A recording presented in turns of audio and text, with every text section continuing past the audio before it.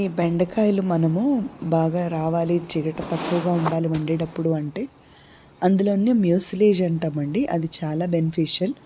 బాడీలోంచి bad కొలెస్ట్రాల్ని eliminate చేసేస్తూ ఉంటుంది.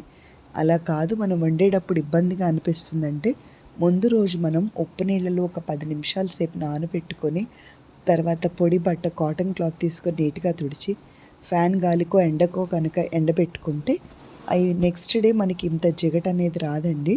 అదొక యూస్ఫుల్ టిప్ అనమాట. డ్రైగా ఉంటుంది కర్రీ. అప్పటికప్పుడు తడి చేసుకుంటే మాత్రం ఖచ్చితంగా ఎక్కువ జిగటొచ్చి కూరకు మనకి ఫ్రైకి కుదరదనమాట. కూరకైతే బాగుంటుంది కానీ ఫ్రైకి అలా కుదరదు. సో ఒక గంట ముందో 2 గంటల ముందో మీరు ఆ టెక్నిక్ యూస్ చేసుకుంటే టిప్ బాగా వస్తుంది. తర్వాత ప్రీ హీట్ టెక్నిక్ అండి. ఇండక్షన్లో అయితే 1200 డిగ్రీ టెంపరేచర్ ఉంటుంది. ఒక నిమిషం పాటు హై టెంపరేచర్ పెట్టి కొంచెం ఆయిల్ దాంట్లో వేసుకొని, లేదా అసలు మామూలు ప్యానే డైరెక్ట్గా ఒక నిమిషం పాటు వేడి చేసి ఆ తర్వాత 2 చెంచాలు పల్లి నూనె వేసానండి. వేసిన తర్వాత ఈ బెండకాయ ముక్కలు మనం సన్నగా తరిగితే తొందరగా వేగిపోతాయి. పెద్ద పెద్ద ముక్కలైతే వేగడానికి టైం పడుతుందండి. అన్నీ హై టెంపరేచర్లోనే వేపుకోవాలి. ఇందులో పసుపు, ఉప్పు, కారము, ధనియాల పొడి, గరం మసాలా అన్నీ కూడా పావు చెంచా వేసుకుంటానండి. వేసాను.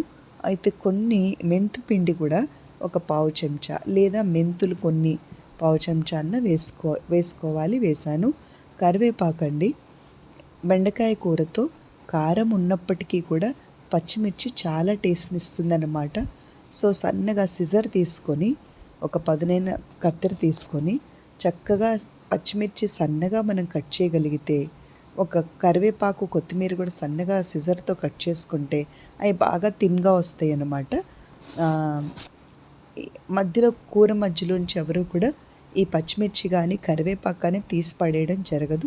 చాలా చిన్నగా వాటిని కట్ చేసి వేసుకోవాలి. ఒక యూస్ఫుల్ టిప్ అండి.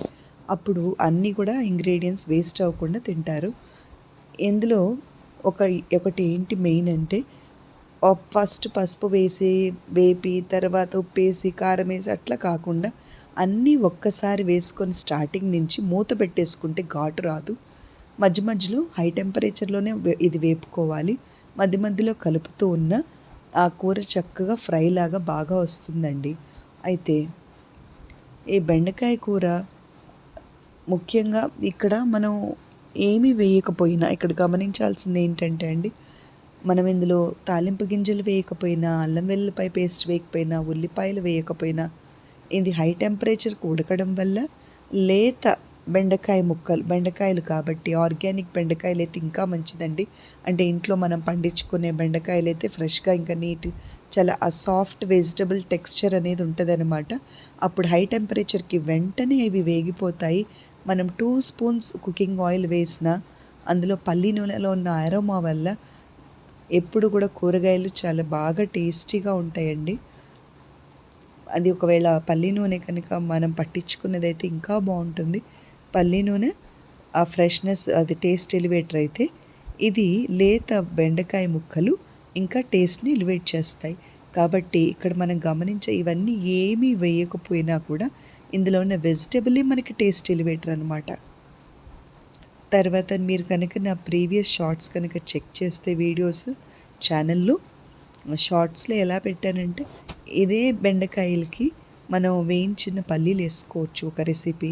ఈ బెండకాయల్లో పచ్చి కొబ్బరి తురిమింది వేసుకోవచ్చు ఇంకొక రెసిపీ.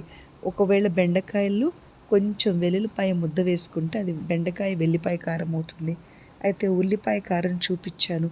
ఉల్లి కారం సపరేట్గా చేసుకొని బెండకాయల్లో వేసుకోవచ్చు. ఇలా అన్నీ కూడా డిఫరెంట్ రెసిపీస్ అనమాట. తర్వాత బెండకాయ వేగిన తర్వాత కొన్ని పుట్నాలు అంటాం, రోస్టెడ్ చన్నాదాలు, అదొకసారి వేసుకోవచ్చు. తర్వాత బెండకాయల్లో ఎండు కొబ్బరి పొడి కాస్త అలా రకరకాలుగా ట్రై చేయొచ్చు.